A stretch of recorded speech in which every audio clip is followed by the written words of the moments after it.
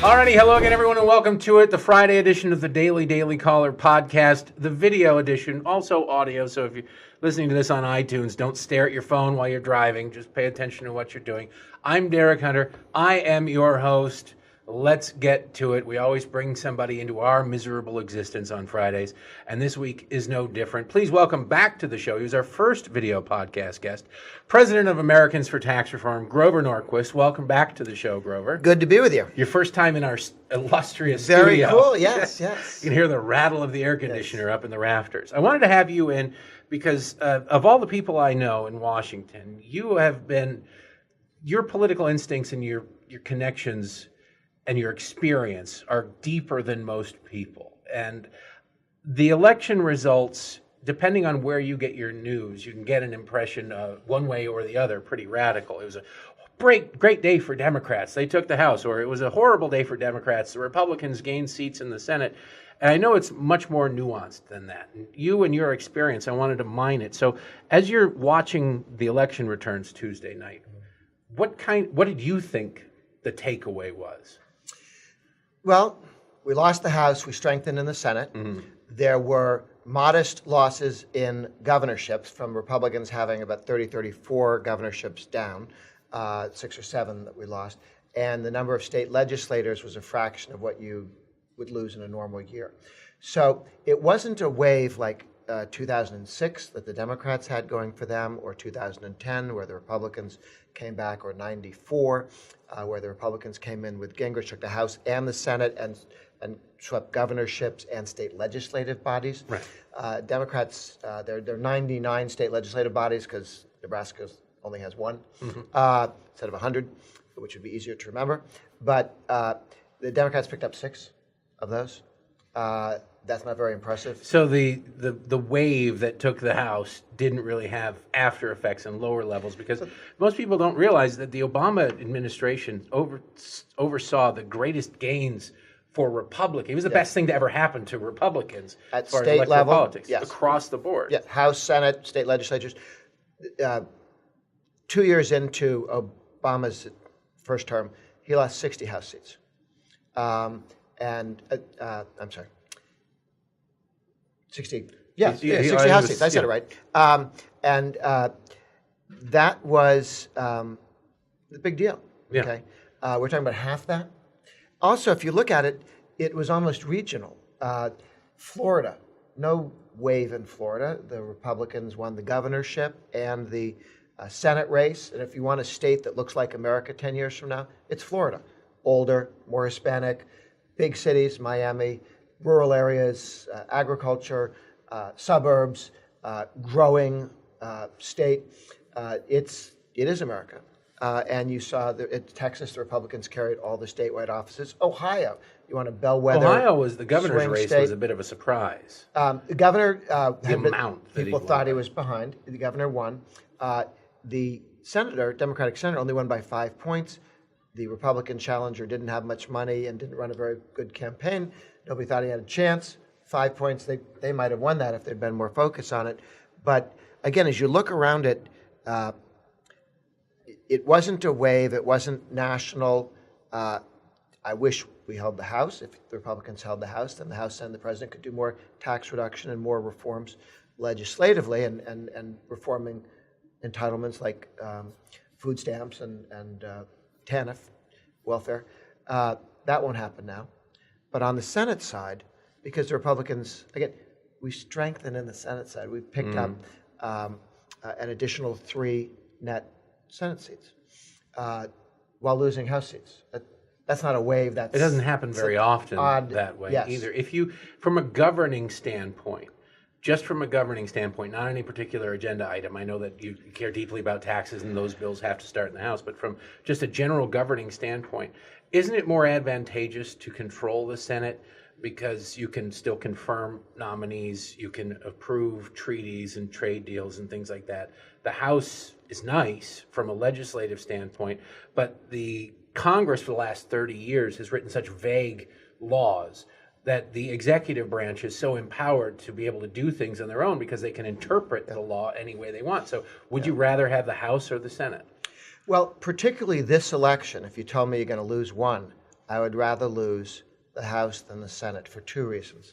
One, as you say, when you win the Senate, you win the right to control not just the Senate, but the judiciary as well. So there will be dozens and dozens and dozens of district judges and circuit court judges, which are the ones underneath the Supreme Court. There may be one or two more Supreme Court nominations in the next couple of years. So it's important for the Senate. It's important to confirm people to go into the government in all the departments. It's important to do judges. And so you win the judiciary as well as the Senate. But the reason why it's particularly important now is that we gained 3 additional seats, 54. We're no longer beholden to the Lisa Murkowskis and the Susan Collinses. And again, it was John McCain, actually, who kicked the one vote out and cost us Obamacare. $1 trillion in tax reduction and spending reduction in Obamacare. Obamacare was just a bunch of spending and taxes with a stethoscope thrown on top of it. It was just a massive regulatory and spending bill. But there, it was a huge step forward to go to 54, because now to betray the rest of the party, you'd need 5 people to walk off the stage on an important issue. We don't have 5 problems. We don't have 2 problems looking at it now. And anyone who wanted to become McCain forgets that you can be beloved and undercut the Republican agenda if you spend 6 years in a POW camp, because people cut you slack. But nobody in the Senate has done that. So nobody gets any slack if somebody decided to try and do the kind of things that McCain would do, vote against all the tax cuts, things like that.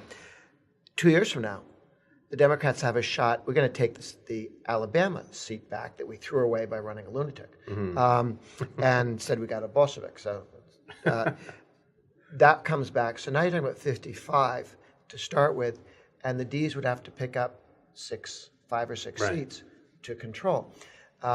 It's a more favorable map for them, there are only that third of the Senate that's coming up. There are only 2 or 3 we worry about, nobody you're panicked about. We don't hold seats in deep blue structures. You worry about Colorado, you worry about Maine, but other than that, and the Ds have to worry about some, in a good year for the Rs, you could pick up a seat or 2 in the Senate on their map. But mostly, it'd be break even, or the Republicans might lose 1. What do you think can be done from a legislative standpoint? There was talk Republicans wanted to make the tax cuts permanent. Seems unlikely now with Speaker Pelosi, but possibly the middle class tax part of that, the rates reductions, could be made permanent. Are there things aside from infrastructure, which is just every politician being able to throw our money all over their district and state, and they all love that regardless of party? Is there anything besides that you think we are have the possibility of doing, or do we have 2 years what the business community will like of stability, because nothing good can happen, nothing bad can happen as well? I think very little happens.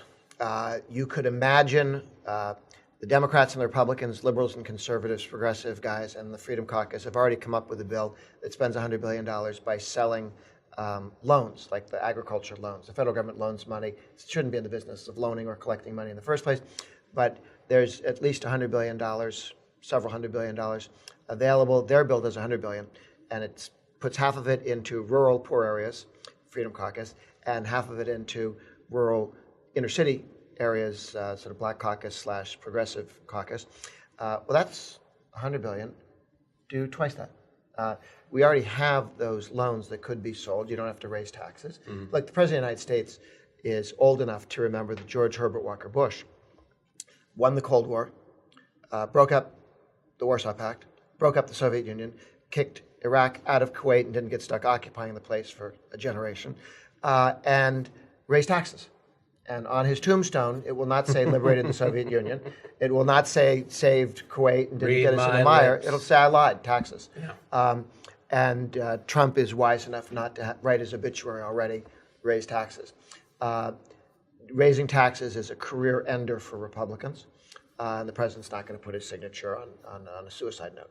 So, nor does he think it's necessary, because we have the assets that you can sell these loans and have as much money as you want that you could possibly spend in the short term. But we have another House election in 2 years, and the Ds will be maybe up a dozen or so. All we have to do is take 15. Well, that's the thing. All the back. talk of gerrymandering, it'll be the same districts that Yes. favor Republicans naturally in a presidential election year, so there'll be higher turnout and more enthusiasm on both sides. So there's a possibility, as we've seen, 2006 Democrats took over the House and the Senate. They lost the House 4 years later. Now, 8 years later, Republicans through the House. These sort of shifts used to happen much more rarely. Why are they happening so frequently? Well, they happened twice for the Democrats because the Democrats came in with Clinton promising they wouldn't raise taxes on middle-income people, and they raised gas taxes, promising that they were going to not be crazy, and they went off on stimulus spending, and then threatened to nationalize people's health care and take it over through the government. And in 2 years, they lost the House and the Senate.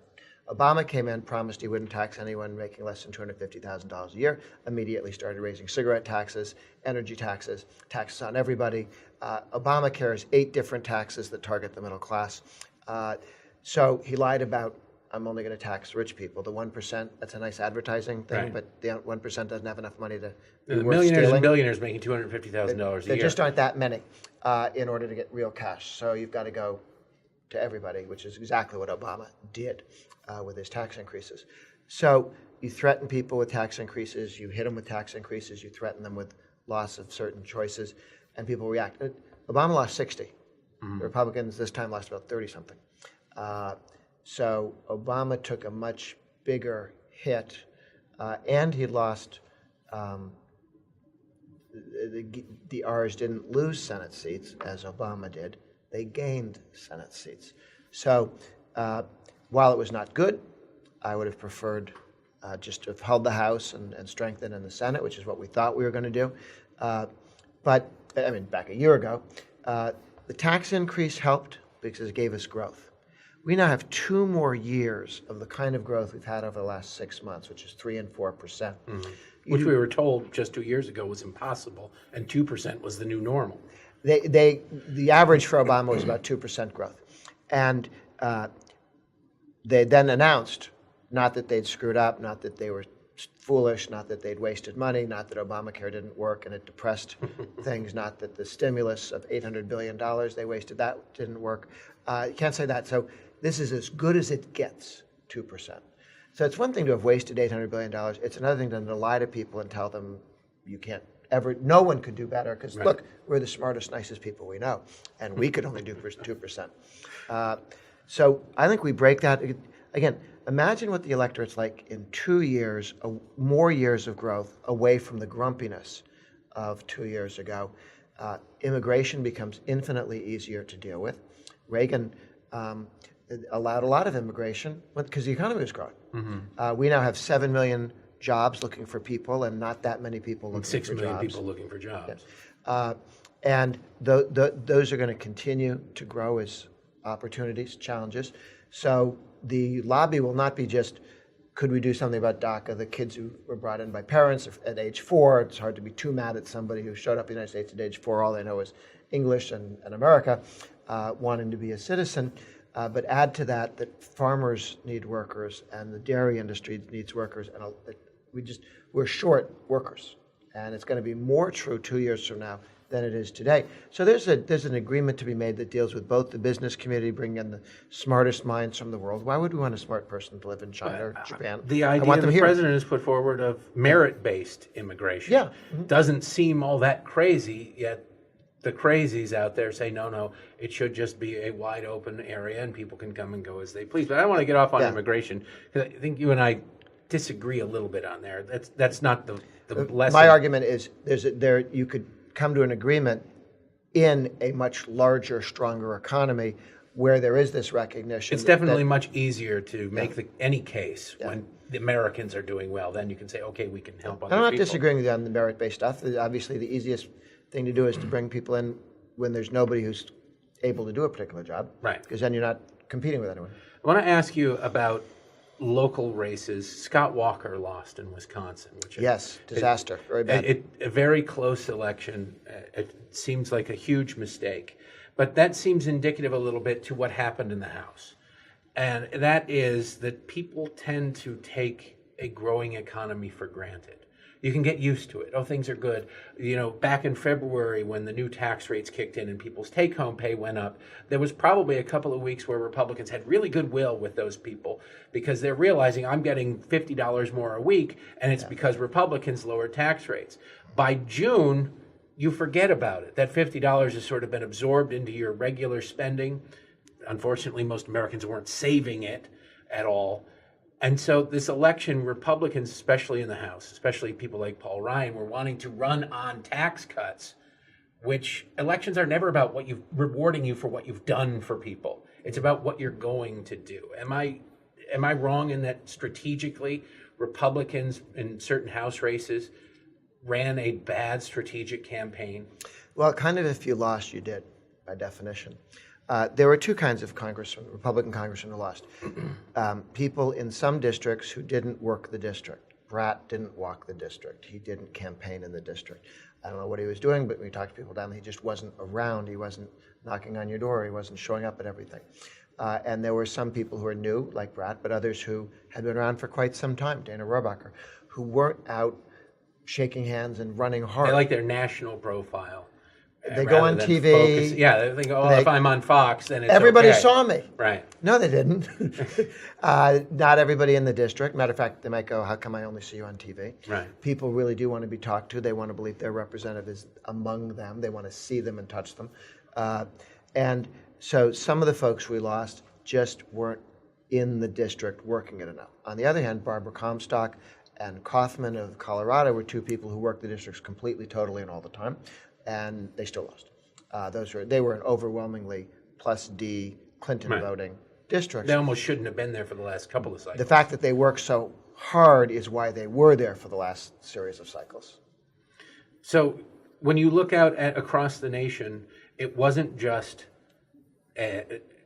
elections for politicians. There were ballot initiatives. Now, conservatives out there would think, well, we lost the House, we've lost some governor's races, this was a bad election. But from a liberty standpoint, from people who are concerned about taxes and spending and over-regulation, there were some serious major bills. Out in Arizona, there was a proposal, ballot initiative, forcing utilities to provide 50% of their energy from renewable sources. Right. That would have jacked up energy costs. That went down. It went down strongly. That was where the guy Steyer, the billionaire who wants to tell you what kind of energy you can use, he got rich selling fossil fuels, and now he's going to get rich because of all the subsidies for solar. Wants the government to force you to use his new product, which would be a great hell of a marketing thing. If I came up with a new flavor of gum, I'd think no big deal. But if I could get the government to force you to chew it, I'm in business. Those are called tax credit billionaires. Right. They give a tax credit for solar, and then they force you to buy solar, and then they get the tax credit. Couple things. Gas taxes, energy taxes went down. Missouri gas tax killed. Now these are even Utah. in deep blue states where it was billed as for the planet. It's for the children. Washington State. Washington State. Carbon it went down tax. by a lot. Second time it lost. Second time. But it went down. It wasn't even a close race. No, it was knocked down. And Bill Gates, he said he was for it because he's a billionaire and he could afford it. Right. But you should pay for higher home heating oil costs so that he can feel virtuous. The others there were two attacks on mining. President Trump talks about a war on coal, which is true. There is from the left a war on coal, but it's bigger. That's a war on mining. They don't like anybody touching, Mother Gaia. Yeah. And so there was one on Pebble trying to shut down a something like $1 trillion mine. It's a lot of gold and copper. The largest gold mine, the largest copper mine in the world they've discovered up there. The largest unexploited one. And they've set it up to be very safe and everything, but the radical environmentalists wanted to shut it down. That was voted down in Alaska by people in Alaska. People in New York want to shut it down because it makes them feel good. Of course. But people in Alaska who live near it, they go, this is jobs, this is opportunity, and it's fine for the salmon and the grizzly bears. Also in Montana, there was an effort to kill a few thousand jobs in mining, and that was voted down as well. And again, Steyer and the Green radicals came in, put a lot of money into both of those. These are rich liberals, many of whom don't live in those states, who love the idea of shutting down other people's jobs so that when they fly over Montana or think about Alaska, they may never go there, but think about it, makes them feel good to know that their Alaskans not Well, they working. probably own a giant ranch that they visit once a year for tax purposes. Actually, the guy who started the fight to shut down Pebble was exactly that. You have a lot of that on the left that I don't think that gets enough publicity. Michael Bloomberg dumped in millions of dollars in gun control message this year, kind of varying success. Tom Steyer, George Soros. Why do you think it is that the Koch brothers are portrayed as having secret horns under their head for wanting essentially people to be left alone? They're very libertarian. They're pro-gay marriage. They were pro-gay marriage before most of the Democrats today who swear by it as a virtue were pro-gay marriage. Yet they're demonized, whereas Tom Steyer and Michael Bloomberg are given halos by the left. There is a book entitled Only the Super Rich Can Save Us by Ralph Nader. Came out about 10 years ago. And it basically said the super rich, the billionaires, the multi-billionaires need to come in and buy the next election or next set of elections. It's the only way that we progressives can win. We can't outvote them, but we can Out-fool the people. out-turn out them, out-advertise them, which is what this election was. And at the time, this was poo-pooed and ignored because the liberals were still angry at Ralph Nader for costing them the 2000 presidential race. I'm familiar with this book because I am the bad guy in the book. And you're actually friends with Ralph Nader. Yeah. No, he Long-time gave me real my friends. copy. It's nice and signed and everything. But my wife liked it because they say she's very beautiful in the book. Oh, it's okay book. But me, they have like an attack dog under my desk. And anyway, I'm the bad guy. I haven't quite read the thing, but I know the gist of it. But the thesis is billionaires need to buy the next election. And that is exactly what the Democrats have done and the approach they've taken. Now, here's the challenge for them.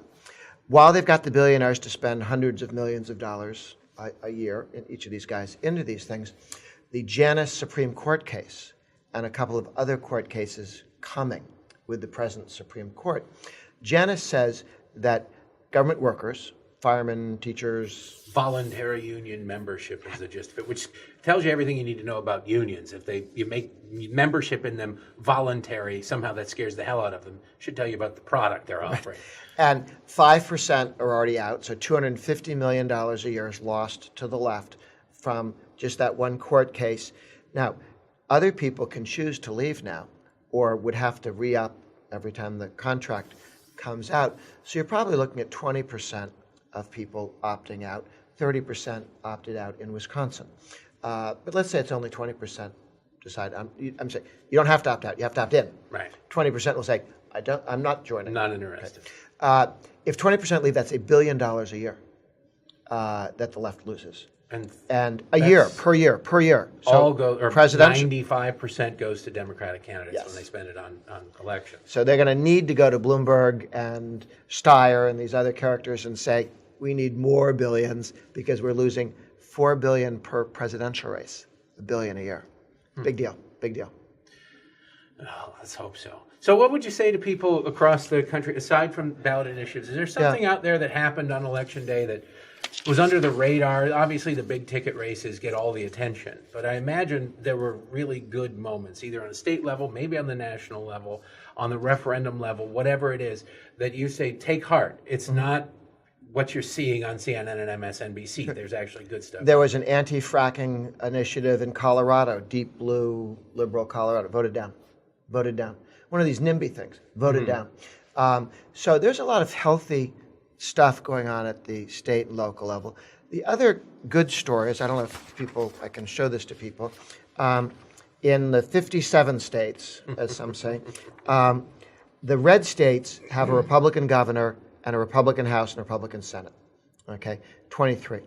And there are, in the red states, 136 million people live in the red states.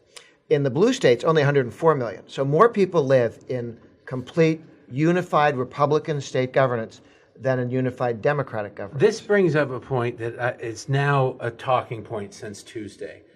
The idea of the House popular vote, the Senate popular vote, it's an attempt to delegitimize the United States Senate. Say, look, Democrats get more people to vote for them, yet Republicans control the Senate, therefore that body is irrelevant.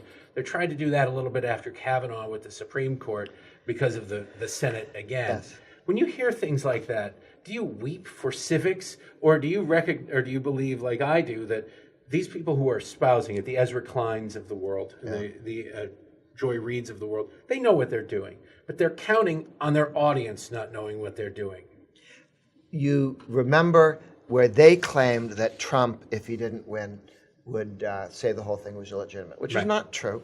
They tried to trick him into having a conversation a week before the election about if and when I lose. You can imagine the next 4 days would be Trump admits he's going to lose to depress the vote. And he was smart enough not to answer that question.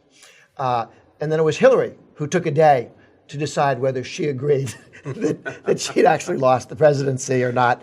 And you still see Democrats trying to argue that the U.S. government's illegitimate. They have rejected the Constitution. When they say we don't like the Senate, the Constitution was set up with a Senate and a House because that was the deal. The Senate, when it was set up, was supposed to represent the states. The 17th Amendment ripped that out and made it a slightly modified version of the House of Representatives. But going to proportional representation in the Senate, you wouldn't need a Senate then. It would just have two houses of representatives, which would be ridiculous. Yeah. It's important to have the whole country in on whatever the country and this gives you perspective that if you respect state borders, which the left is trying to do away with. And if you take a look at this, Louisiana has both houses Republican. The yellow states have both houses Republican, but a Democratic governor. A Democrat governor. And so in Louisiana, as soon as we run a governor with fewer girlfriends than we have in the past, we'll get Louisiana back. That's Louisiana. It's going to be tough to find down there, Grover. So we'll import one. I want to talk to you about going forward and the Trump administration and just general politics because, this week, Attorney General Jeff Sessions was invited to leave, as they put it, in Washington. Speak. He was fired, but he got to resign. No difference there. That has caused people to take to the streets. It's caused all sorts of pearl clutching on the left and fainting couch engaging.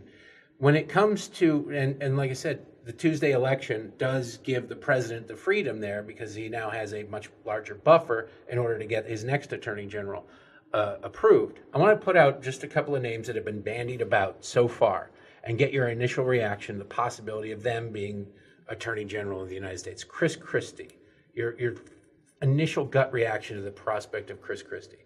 I like Chris Christie a lot. I know he was attacked for decisions made as New Jersey. I don't know if any was there, but if that's been adjudicated and that wouldn't be an argument, I think he'd be great fun.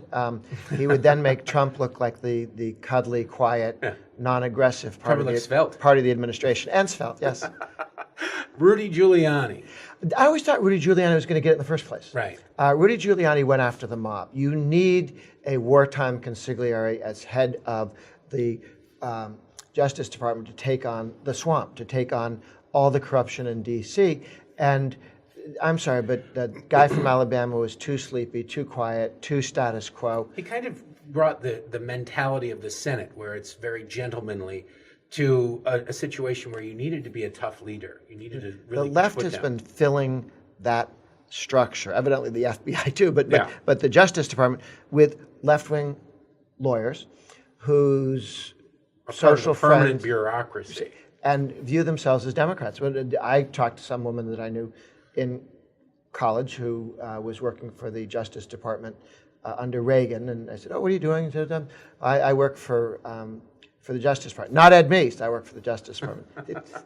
We don't take his orders. We do our own thing. It's sad. A dark horse, Bob Barr, former congressman. He is NRA board member, Libertarian candidate for president in 2012, but there are some people pushing him. I think he'd be wonderful.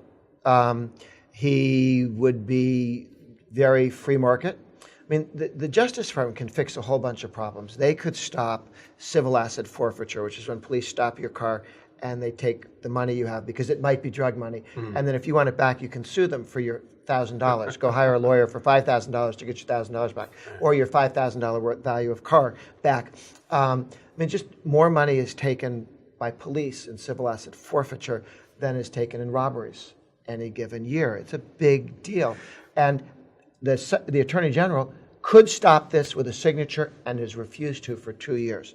That's why I don't know why Trump tired of him. but that threw me.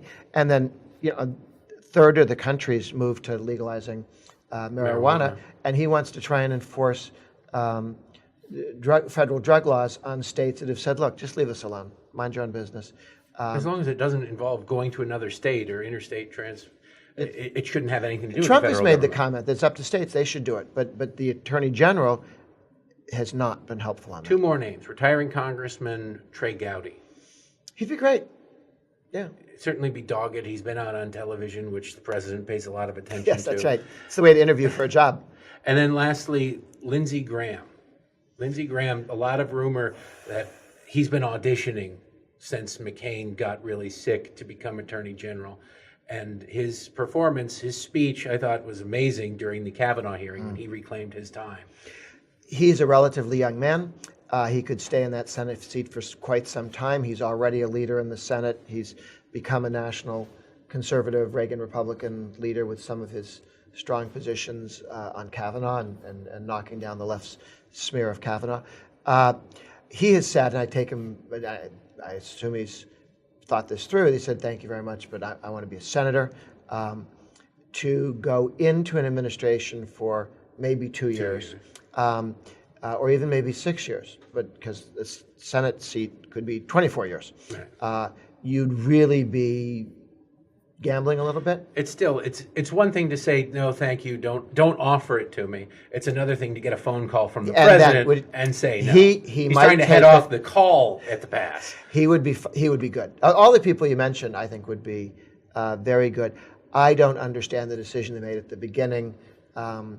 It just didn't fit with a more aggressive nature, and they're willing to go in and fire a bunch of people because they've stocked up with people that don't take their job seriously. Last question for you, Grover Norquist, President of Americans for Tax Reform. You can go to atr.org to see this map and get some comfort out of the election this year. The lame duck session is coming up. It'll be the last chance for Republicans to do a lot of things. Is there any chance that Republicans will do anything? Is there anything that could come through? I understand because we want to hurry up and pass the treaty formerly known as NAFTA. We need one of those Prince little signals for it because U.S. It's like USMC or something like that. Yeah, YMCA. USMCA. That's not going to work. We need to pass that treaty, and it's got support, before a certain date when Mexico changes governments, and the Mexican government wants to do that, and Canada wants to do that. So I think we'll get that done. We'll go back in and do judges. No hurry exactly, except sooner is better than later.